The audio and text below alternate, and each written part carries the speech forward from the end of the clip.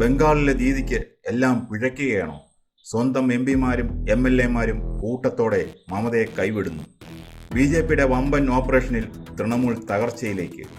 6 വർഷം കൊണ്ട് തൃണമൂൽ സമ്പാദിച്ച 2475 കോടി രൂപയുടെ വമ്പൻ പാർട്ടി ഫണ്ടും കോടിക്കണക്കിന് വില വരുന്ന ആസ്തികളും നോട്ടമിട്ട് വിമതർ.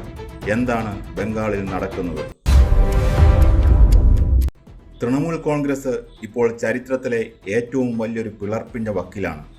ലോക്സഭയിലെ 28 തൃണമൂൽ MPമാരിൽ 20 പേരും ഡൽഹിയിൽ വിമതയോഗം ചേർന്നു കഴിഞ്ഞു. കകോലി ഘോഷ് ദസ്തിദാറിന്റെ നേതൃത്വത്തിൽ ഇവർ NDA സഖ്യത്തെ പിന്തുണയ്ക്കുമെന്നാണ് സൂചന. ഇതിനിടയിലാണ് ദീദിക്ക് അടുത്ത പ്രഹരമായി ഒരു തൃണമൂൽ രാജ്യസഭാ MP കൂടി പാർട്ടി സ്ഥാനം രാജിവച്ചിരിക്കുന്നത്. ഇത് MPമാരുടെ മാത്രം കാര്യമല്ല. ബംഗാൾ നിയമസഭയിലെ 80 തൃണമൂൽ MLA മാരിൽ 60 പേരും മമതയ്ക്കെതിരെ തിരിഞ്ഞ് പുതിയ പ്രതിപക്ഷ നേതാവിനെ വരെ തെരഞ്ഞെടുത്തു കഴിഞ്ഞു. ഇവിടെയാണ് ഞെട്ടിക്കുന്ന ചോദ്യം ഉയരുന്നത്. ഒരു പാർട്ടി പിളരുമ്പോൾ വെറും അധികാരം മാത്രമല്ല, അതിൻ്റെ ഭീമമായ സ്വത്തും ആസ്തികളും കൂടി വിഭജിക്കപ്പെടേണ്ടി വരും. കഴിഞ്ഞ 6 വർഷം കൊണ്ട് ഇലക്ട്രൽ ബോണ്ടുകൾ വഴിയും സംഭാവനകൾ വഴിയും 2475 കോടി രൂപയാണ് തൃണമൂൽ കോൺഗ്രസ് വരുമാനമായി ഉണ്ടാക്കിയത്. ഇതിനു പുറമെ കൊൽക്കത്തയുടെ ഹൃദയഭാഗത്തുള്ള ആഡംബര പാർട്ടി ഓഫീസുകൾ ഉൾപ്പെടെ കോടിക്കണക്കിന് രൂപയുടെ മറ്റ് ആസ്തികളുമുണ്ട്. ഒരു വേള ഭൂരിപക്ഷം വിമതരും ഒന്നിച്ച് പുതിയൊരു പാർട്ടി രൂപീകരിച്ചാൽ നിയമപരമായി ഈ 2475 കോടി രൂപയുടെ ഫണ്ട് അവർക്ക് അവകാശപ്പെടാനാകുമോ? മമതാ ബാനർജിക്ക് ഈ വമ്പൻ സാമ്പത്തിക സാമ്രാജ്യം നഷ്ടപ്പെടുമോ?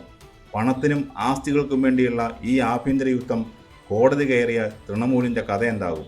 ബംഗാൾ നിയമസഭാ തെരഞ്ഞെടുപ്പിൽ തൃണമൂൽ കോൺഗ്രസ് പരാജയപ്പെട്ടതിന് തൊട്ടു പിന്നാലെയാണ് കൊഴിച്ചിൽ തുടങ്ങിയത്.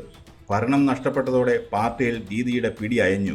മമതയുടെ പിൻഗാമിയായി വളർത്തിക്കൊണ്ടുവന്ന അനന്തരവൻ അഭിഷേക് ബാനർജിയുടെ നേതൃത്വത്തിനെതിരെ പരസ്യമായി പ്രതിഷേധമുയർന്നു. പാർട്ടിയിൽ കലാപം പുകയുമ്പോൾ കൊൽക്കത്തയിലെ തൃണമൂൽ ആസ്ഥാനത്തും അഭിഷേകിൻ്റെ ഓഫീസിലും CID റെയ്ഡ് നടക്കുകയാണ്. ഒരേ സമയം ഭരണകൂട സമ്മർദ്ദവും പാർട്ടി ഫണ്ടിനെ ചൊല്ലിയുള്ള തർക്കവും മമതയെ ശ്വാസം മുട്ടിക്കുന്നു. ഈ പ്രതിസന്ധിയെ മമത എങ്ങനെ അതിജീവിക്കും? ദീദിയുടെ നീക്കങ്ങൾ ഇപ്പോൾ ഡൽഹി കേന്ദ്രീകരിച്ചാണ്. കഴിഞ്ഞ ദിവസം നടന്ന ഇന്ത്യ സഖ്യത്തിൻ്റെ യോഗത്തിന് പിന്നാലെ സോണിയാഗാന്ധിയുമായി അവരുടെ വസതിയിലെത്തി ദീദി ചർച്ച നടത്തി. തൃണമൂൽ കോൺഗ്രസ് പൂർണ്ണമായി കോൺഗ്രസിൽ ലയിക്കുമോ? അങ്ങനെ സംഭവിച്ചാൽ പാർട്ടി ഫണ്ടും MPമാരും കോൺഗ്രസിൻ്റെ ഭാഗമാകും. BJPയുടെ വേട്ടയാടലിനെതിരെ ദേശീയ തലത്തിൽ കോൺഗ്രസിൻ്റെ പിന്തുണ ഉറപ്പാക്കുകയാണ് മമതയുടെ ലക്ഷ്യം. സോണിയാഗാന്ധിയുമായുള്ള വ്യക്തിപരമായ അടുപ്പം ഈ പ്രതിസന്ധി ഘട്ടത്തിൽ അവർക്കൊരു വലിയ തുരുത്താണ്. ഞങ്ങൾക്ക് അധികാരം നഷ്ടപ്പെട്ടിരിക്കാം, പക്ഷേ ബംഗാളിലെ ജനങ്ങൾ ഞങ്ങൾക്കൊപ്പമുണ്ട് എന്നതാണ് തൃണമൂൽ നേതൃത്വം ഇപ്പോഴും പറയുന്നത്. തോൽവികളിൽ നിന്നും പ്രതിസന്ധികളിൽ നിന്നും ഫീനിക്സ് പക്ഷിയെപ്പോലെ ഉയർത്തെഴുന്നേറ്റ ചരിത്രമാണ് മമതയുടേത്. പക്ഷേ ഇത്തവണ കൂടെയുള്ളവർ തന്നെയാണ് ദീദിയെ ചതിക്കുന്നത്. ഒപ്പം കോടികളുടെ പാർട്ടി ഫണ്ടും കൈവിട്ടു പോകുന്ന അവസ്ഥ. പാർട്ടിയിലെ ഈ മഹാവിപ്ലവത്തെയും സാമ്പത്തിക പ്രതിസന്ധിയെയും മറികടന്ന് ബംഗാളിൻ്റെ ദീദി വീണ്ടും ശക്തമായി തിരിച്ചു വരുമോ?